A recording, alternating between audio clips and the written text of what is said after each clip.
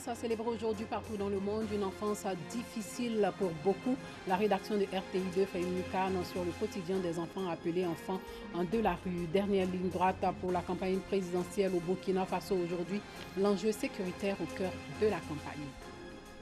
Bonsoir et bienvenue dans le journal. Le monde célèbre aujourd'hui la journée de l'enfance, une journée qui promeut le respect et les droits des enfants. Aujourd'hui, un phénomène retient l'attention de l'opinion, le phénomène des enfants appelés enfants de la rue. Ils sont nombreux ces enfants qui dorment à la belle étoile, à la merci de tous les dangers. Comment survivent-ils seuls dans les rues? Antoine Bassa est allé à la rencontre d'une quinzaine d'enfants à Angré, dans la commune de Cocody. Cocody, Angré. Terminus des bus 81 et 82. Au milieu de cette forêt de voitures et d'hommes, cette bande d'adolescents livrés à elles-mêmes, appelés enfants de la rue. Viens. Viens, viens. C'est bon. C'est bon. Ces enfants ont pour la plupart 10, 11, 12 ou 13 ans. Ils y dorment et c'est difficilement de se construire une vie. Ibrahim Sissé et ses amis sont quelques-uns d'entre eux. Ce soir, comme tous les autres, ils doivent descendre dans la rue. Mais avant, ils établissent l'itinéraire.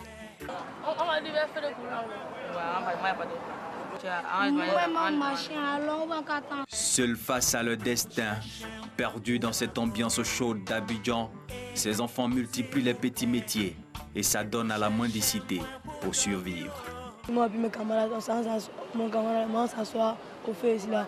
Quand les gens passent, on demande là, quand ils donnent là, on garde, ça devient beaucoup. Demander est mieux que voler. Donc on peut faire demander à ton type, tu peux nourrir ta nourriture, manger. Donc c'est ce qu'on fait. Quand ils sont dans la rue, souvent, ils me prennent bourrette. Ça c'est 500 loups. Ouais, le matin quand le soir. Stigmatisés, les enfants de la rue n'ont pas une bonne réputation. À tort ou à raison, ils sont régulièrement accusés d'être des voleurs, des enfants en conflit avec la loi. Mais selon eux, il n'en est rien. Tous ceux qui pensent que nous on est des microbes, on est des vagabonds, ils ont vu Arafat. Nous on les laisse parler, mais Dieu, il a un beau temps pour nous. Moi, je ne vole pas. Et puis, je fume pas.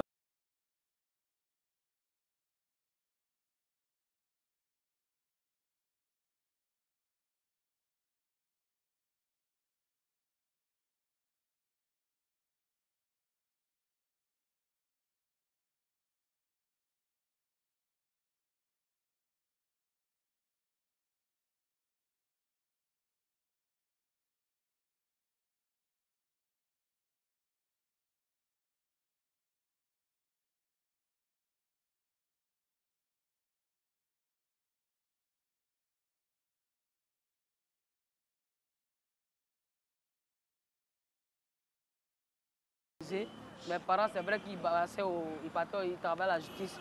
Mais j'ai grandi à Djulabougou, Salbert, Texas, à Mans. C'est comme là-bas que j'ai commencé le rap. Et quand je suis arrivé à Abidjan, dans ma carrière artistique, je passais et je voyais ces enfants dormir sur des tables. Et quand il pleuvait, pour manger, c'était des poésies, ils étaient entassés. Ça m'a touché parce que je me suis dit, mais moi, ils courent dans une piste. Et ils sont dehors. Quand il y a Badji, là, ils font comment? Où ils gagnent à manger? Qu'est-ce qui a fait qu'ils se sont retrouvés ici? Pourquoi? Ça a touché mon cœur, mon âme. Et je me suis rappelé aussi qu'un jour j'ai eu faim. Un jour j'ai dormi sur le sol, à même le sol, c'était chaud. Et donc je me suis dit, il faut que je fasse quelque chose. En attendant des bonnes volontés comme Nage, ces enfants nourrissent pour l'heure l'espoir de retrouver un jour un toit, l'école ou même de pratiquer un métier, celui de leur rêve. Le métier était dans mon cœur depuis tout petit. C'est le levage, le poulet de chair. Le père, au moins, il est parti à la maison. Il est parti à la maison.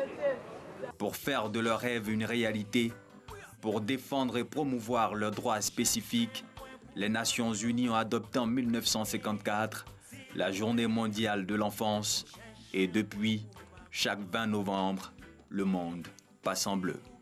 Aussi vieux que le monde, le phénomène des enfants de la rue est l'une des problématiques auxquelles devra répondre la société ivoirienne avec efficacité pour permettre à nos enfants de grandir dans la sérénité et de participer eux aussi au développement de la Côte d'Ivoire.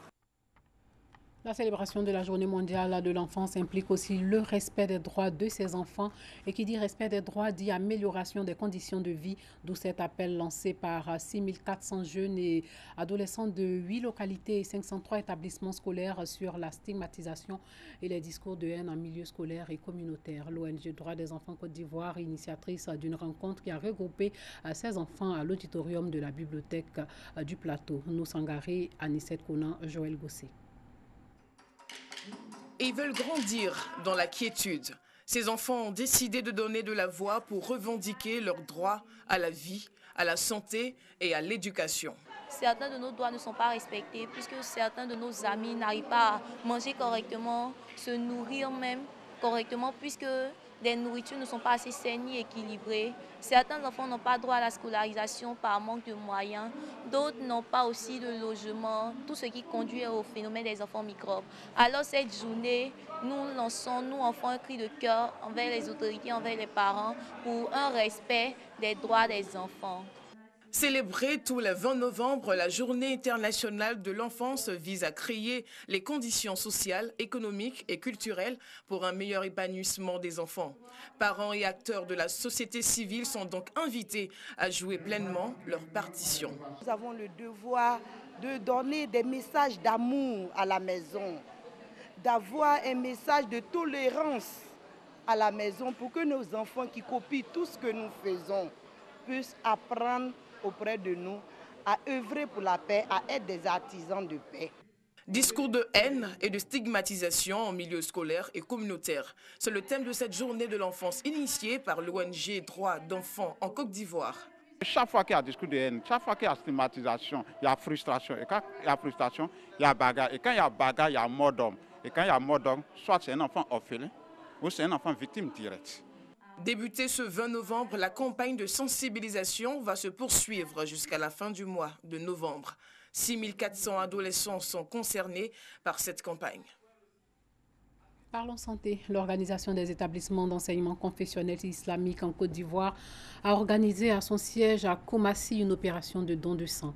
Une opération qui vise à pallier la pénurie de sang constatée dans les établissements sanitaires. Konepa Agasoro Demadongi.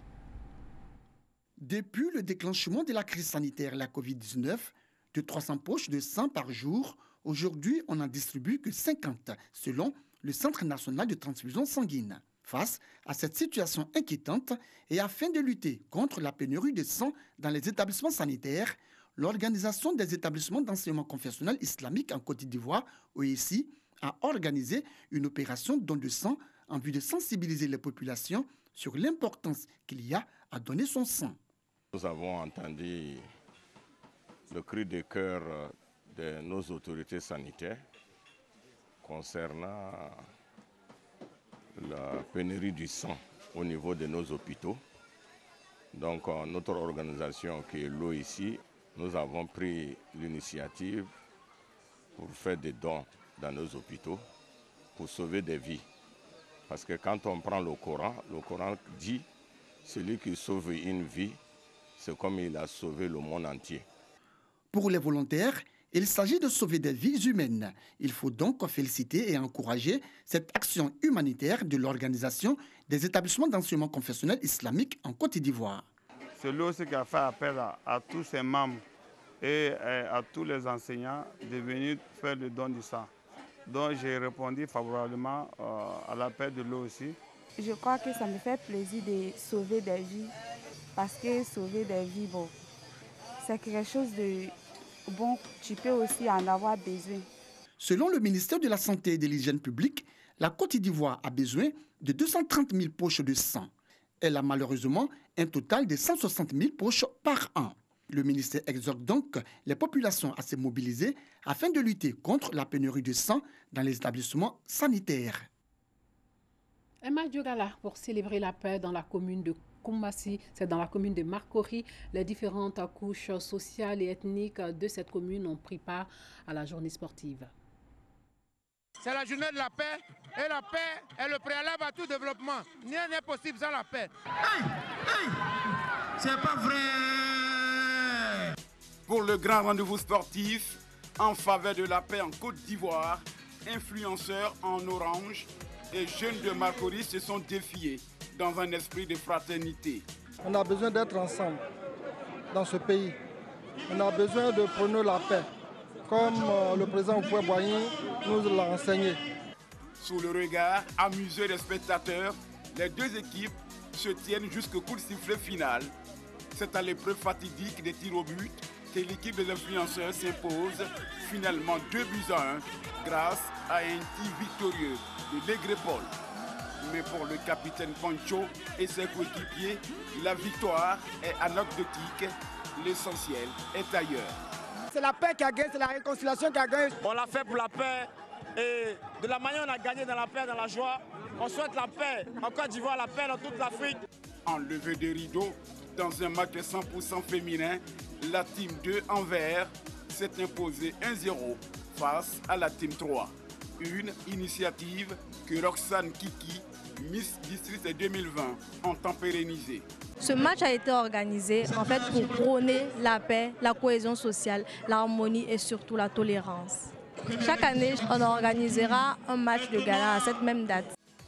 En présence de Ben Badi, des médailles de participation et des trophées ont été remis aux participants pour clore cette belle journée sportive qui s'est déroulée dans la bonne humeur. Rendez-vous est pris en 2021 pour la prochaine édition. Hors de chez nous, dernier jour de campagne au Burkina Faso, 6,5 millions de Burkinabés vont élire demain dimanche leur président. 13 candidats sont en lice, mais le double scrutin présidentiel et législatif ne pourra se tenir sur au moins 1/5 du territoire. L'inscription sur les listes électorales n'a pas pu se faire dans près de 1500 villages, sur plus de 8000 nids dans 22 communes, sur plus de 300 en raison de la spirale d'attaques djihadistes incessantes. Le processus électoral entre dans sa dernière ligne droite au Burkina Faso avec la campagne présidentielle. Sur le terrain, c'est la chasse aux électeurs pour les 13 candidats. Les populations, elles, savent déjà ce qui attend celui qui va présider aux destinées du pays des hommes intègres. On espère du président pour que d'ici 2021, qu'on finisse le problème de sécurité au Burkina ici, quoi. Voilà, si le futur président peut nous aider, en tout cas, ça serait bien. N'importe quel candidat qui prend, veut une stabilité, que les attentats soient très loin de nous, stop quoi. Ces 5 dernières années, les attaques terroristes se sont multipliées au Burkina Faso.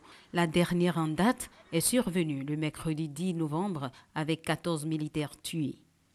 Pour les citoyens, la question sécuritaire doit être la priorité des priorités. Le futur président du Burkina Faso, vraiment, on attend de lui qu'il prenne à bras le corps le problème de la sécurité.